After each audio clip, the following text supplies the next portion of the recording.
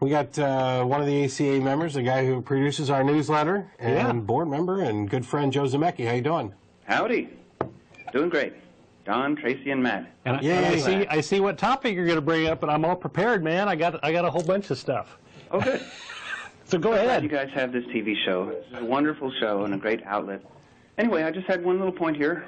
Often the religious will claim that pregnancy is an act of their God, creation, yet more fertilized eggs never end in birth. Many never attach to the uterus wall, and many are miscarriages, so it seems that their God is pro-abortion. What do y'all think about that? And I'll listen off the air. Well, I actually have statistics on that, on God's abortions. Yeah. Let's see, 2/3 of, what does it say? Let's see.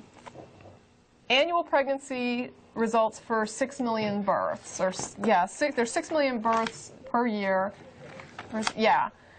And of the conceptions, they're estimating 2/3 result in a live birth, 1/5 results in an abortion, and just approximately a little bit less than that results in a miscarriage.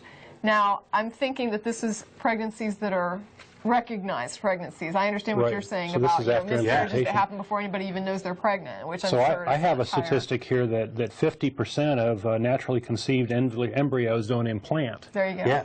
Yeah. So Joe's question is, if God is the essence of good and God does this, then maybe abortion's good, or maybe, you know, right? So that's good old theology. To me, it's another one of those issues where they're potentially drawing a line in the wrong place. And if they want to say that life begins at conception, then you have the situation where 50% of eggs in which conception occurs never attach in uterus and are just evacuated. And all of that takes place from the religion standpoint within the purview of their God's orders. It was his idea to have this system. It was his idea for this egg and sperm to meet, and it was his idea for nothing to come of it, for it just to, you know, end up going to waste completely. So if that's the case for 50% of them, then you've got those out of those that implant where spontaneous miscarriages occur. Now that's also, according to the religionists generally, God's will. So you have all of these things, but you're drawing lines in different places. Because if it's okay for God to fertilize an egg and throw it away, and it's okay for God to fertilize an egg attached to the uterine wall and then also throw that one away, then you have to have some later point at which God has now ordained this fetus as a future person. And that should become the moment at which life begins according to the religionists, and yet they don't draw the line. Well, they used to have the idea of the quickening, which is when the mother feels the baby in her uterus. That's when life started. There used to be that definition, right? So if you're changing definitions, it basically means you have no clue. Right? Either they don't know before, they don't know after, they don't know at all. Is the quickening like morning sickness? No. I think it's the movement of the fetus. It's later than that. So I have a whole bunch of theological things. Let me throw them out real quick, just because we're running a little short on time. Let's see, aborted fetuses. Let's see, all babies as they come out of the womb are atheists. They don't believe in God. So you've got these little heathens coming out, right? So if a baby's aborted, does it go to heaven, does it go to hell, or does it go to limbo?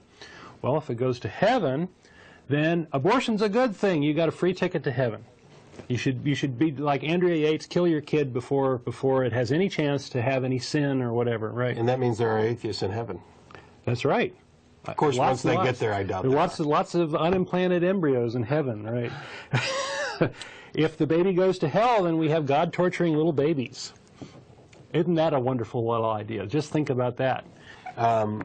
But you've got this position where the Bible doesn't actually say anything about abortion. So you have people with these exegetic interpretations saying, Jeremiah 1:5 says, I knew you before you were born, and therefore it happens at conception.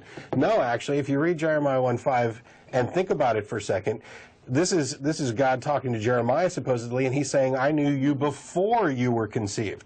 So he's talking about this soul, concept of a soul which existed prior to conception, and says nothing about when the soul enters the body or when life begins according to it.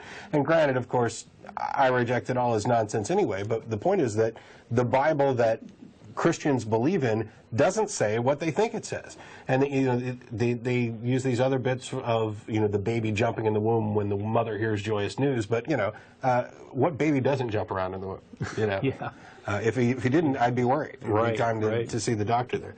And there's nothing in there, and yet they have, this becomes such a core central issue that they are dead set, absolutely certain that this is an edict from God, that this cannot happen, to the point where all other issues become secondary.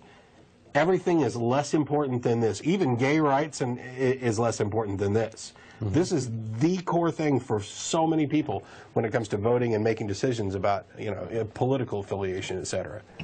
Within general Christendom, you're not going to hell just because you had an abortion. If you are a born-again, believing Christian, whatever, that's not an unforgivable sin at all. You could, if you consider Catholics, where you go in and you do your confessions. According to the Bible, it's just a little fine, right? It's just another sin, and yet it becomes this divisive issue. Yeah.